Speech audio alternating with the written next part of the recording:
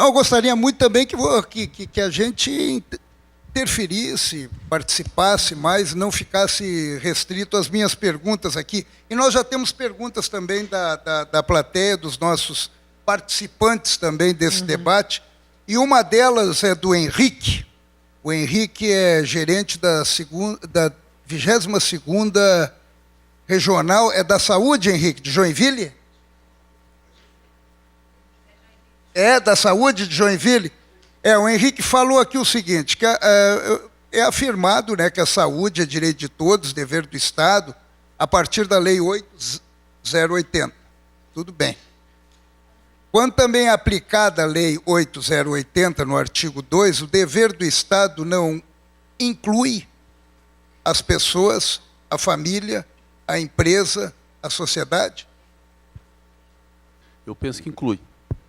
Eu penso que inclui. E aqui eu falo como cidadão, não como defensor público, até porque esse não é o entendimento de todos os meus colegas. Não é? Então, como bem trouxe o palestrante Marco, também a questão ou foi a senhora que trouxe, da Inglaterra, né? Do impacto social muito mais firme que o nosso, eu concordo com a doutora no que diz respeito, tem plano de saúde, vai ter um sistema misto.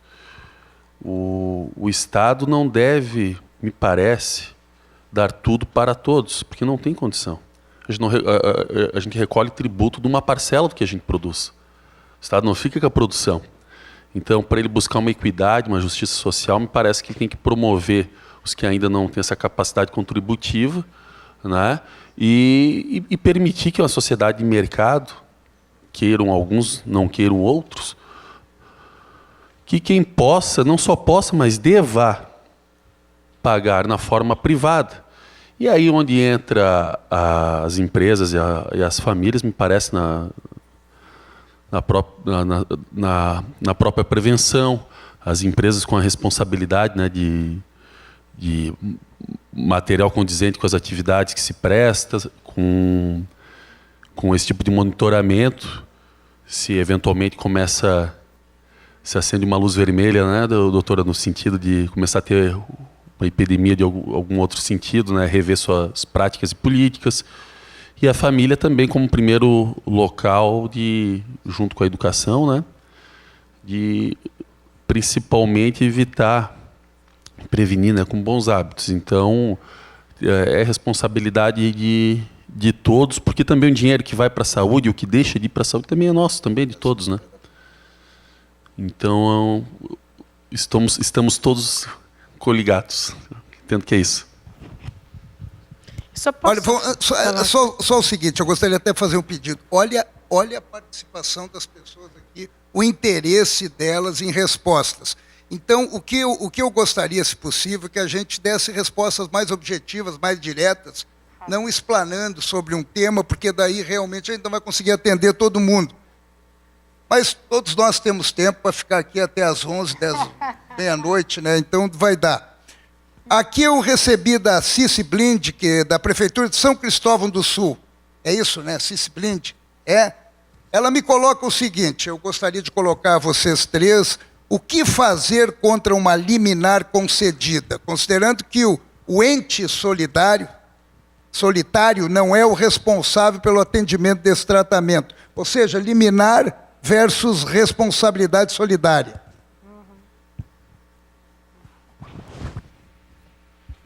A primeira coisa é recorrer.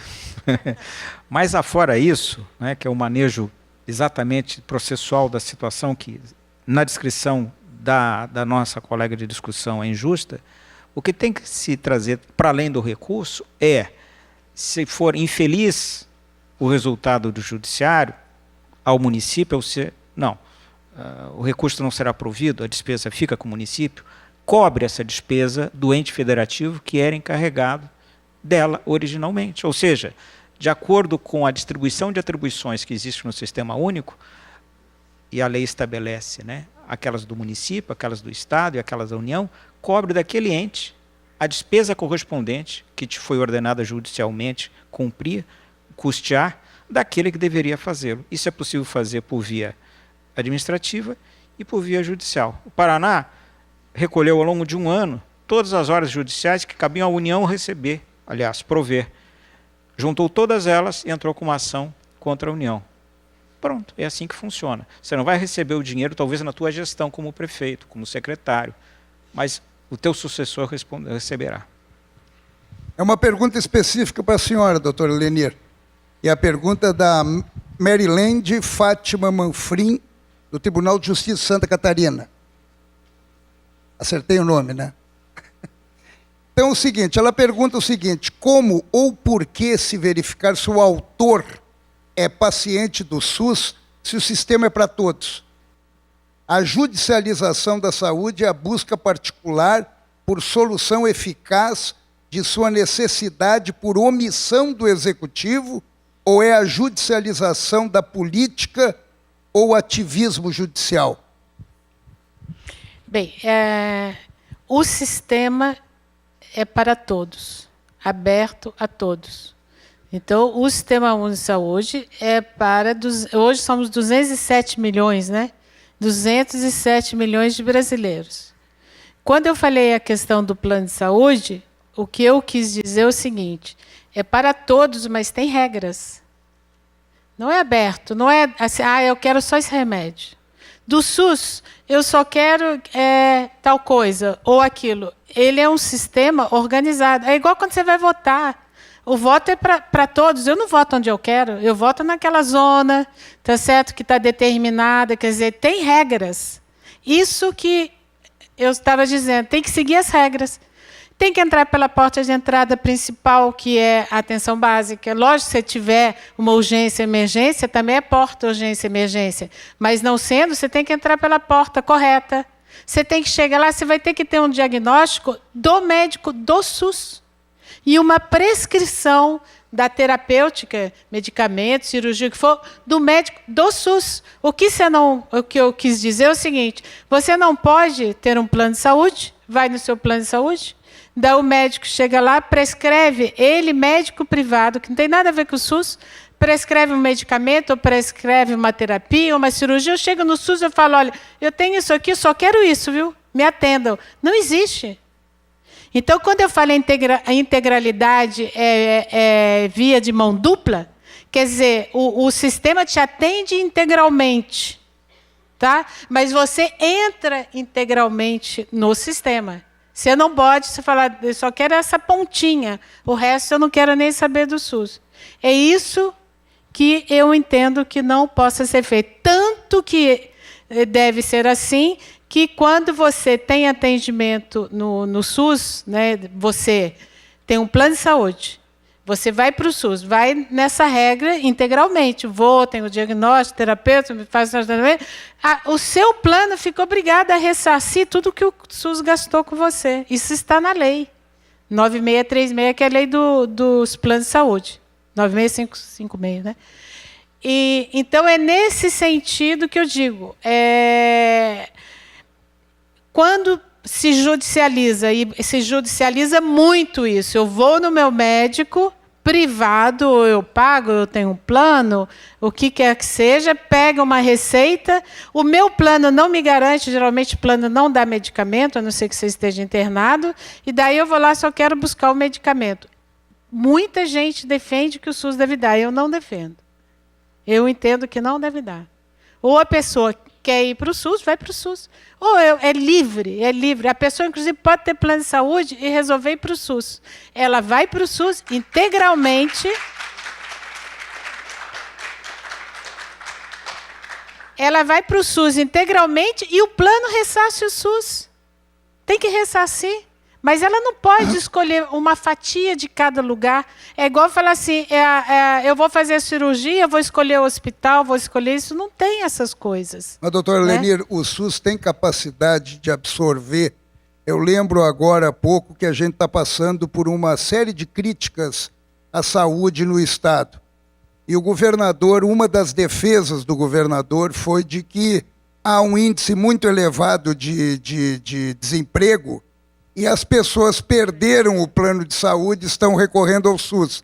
E isso também está prejudicando, está ajudando na crise da saúde. O SUS tem sustentabilidade para atender? Deveria. Porque, constitucionalmente, saúde é um direito, né, de todas as pessoas, não apenas a saúde no sentido que a gente mais usa, todo o tempo aqui que a gente está falando de judicialização, nós estamos falando de saúde curativa, né, da recuperação da saúde.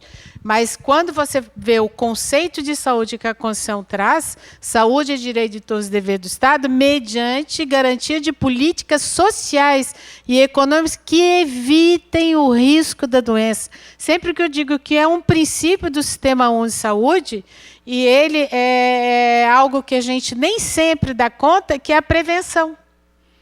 Se deve prevenir riscos evitáveis. Tudo aquilo que você pode evitar, tem coisa que você não vai evitar, é genético, mas tudo aquilo que é possível evitar, o Estado tem que fazer todo o esforço para que, mediante a vigilância sanitária que faz a proteção da saúde, de cargas perigosas e produtos, e tantas outras coisas, isso tudo a gente está atuando na área da prevenção, porque realmente, se saúde é direito, eu tenho que preservar a saúde.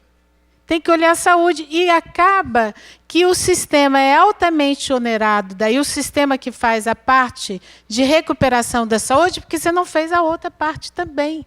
Então, aí nós temos um outro problema, que quanto se gasta, digamos, do dinheiro que se gasta com saúde, né? Quanto se gasta com prevenção? Ou outras políticas, né, que estão em outras áreas e que interferem com a saúde, é questão do esgoto, do saneamento. Se você não tem o saneamento adequado, um esgoto adequado, você vai ter gente muito doente. Quer dizer, isso daí onera o sistema de saúde, porque você não fez a outra política. Então, é tudo interligado. Por isso que a própria Lei Orgânica da Saúde fala que o nível de saúde da população mostra o nível de desenvolvimento da sociedade. É um tema cativante e não dá para ser objetivo. Agora, eu queria até comentar com o Humberto Fornari de Brusque. Eu acho que parte da sua pergunta foi respondida aqui, né, Humberto? Agora, você perguntou também em que pé está a formação da comissão técnica dos especialistas, que foi até uma sugestão na época do então secretário da Saúde, Dado Xerém. Não está, né? Não deu certo. A sugestão foi feita, o encaminhamento foi feito, seria interessante, importante, mas infelizmente não deu certo. Agora, o isso que eu queria lhe perguntar. O Ministério da Saúde fez um convênio com o CNJ, que é o Conselho Nacional de Justiça, né, exatamente em parceria com o Sírio, com o Hospital Sírio-Libanês, que tem recursos que ele... renúncia fiscal que ele tem que aplicar na saúde, né, com esse recurso, para que se tenha, digamos, o Poder Judiciário possa acessar, tá certo? Um banco de dados onde tenham pareceres daí mais técnicos científicos da medicina baseada em evidência para auxiliar os juízes. Então, o juiz tem lá uma coisa na mão dele, ele não sabe como decidir, será que realmente esse medicamento, esse procedimento, ele pode acessar para poder, então, embasar ou fazer uma convicção para ele tomar, então, a decisão. Isso começou a funcionar esse ano. Uma pergunta aqui também interessante, desculpa, é da Prefeitura Municipal de Itapiranga. Eu não consegui pegar um nome. Nodivar, desculpe, Nodivar, eu não consegui entender o seu nome aqui, mas é o seguinte, Nodivar quer saber, e eu gostaria da participação senão a gente fica torturando sua doutora Lenier. O critério renda na judicialização poderia ser considerado, já que saúde é direito universal? No meu entendimento, não. Não, se o sistema universal, renda é indiferente. Eu quero dizer uma coisa, todos nós temos opinião a esse respeito. Afronta um pouco ao bom senso de todos nós, ver o sujeito com uma BMW parar na frente da farmácia de medicamentos especiais do Estado e ali, com uma receita médica necessária, ele tem aquela doença, apanhar um medicamento para uso próprio de alguns R$1.000. Isso pode afrontar o nosso senso de correção das coisas. Porém, A única garantia que os pobres desse país têm é que o sujeito da BMW vá lá e receba, porque se ele não receber, quem vai resistir é ele.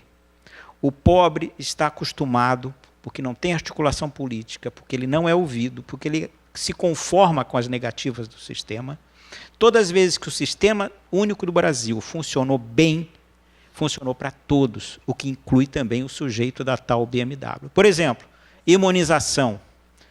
100% de nós, ou quase isso, fomos imunizados, pobres ou ricos, com vacinas públicas. Sistema de transplantes, que é para todos. Portador de HIV, que tem pobre e tem rico, é o melhor sistema público do mundo. Então, embora me afronte um pouco aquele senso de justiça que temos, de vamos privilegiar os pobres e deixar os ricos para a solução do mercado, não vai funcionar assim necessariamente. A literatura inglesa, do começo do século passado, já dizia isso. Sistemas de saúde para pobres tendem a ser sistemas pobres.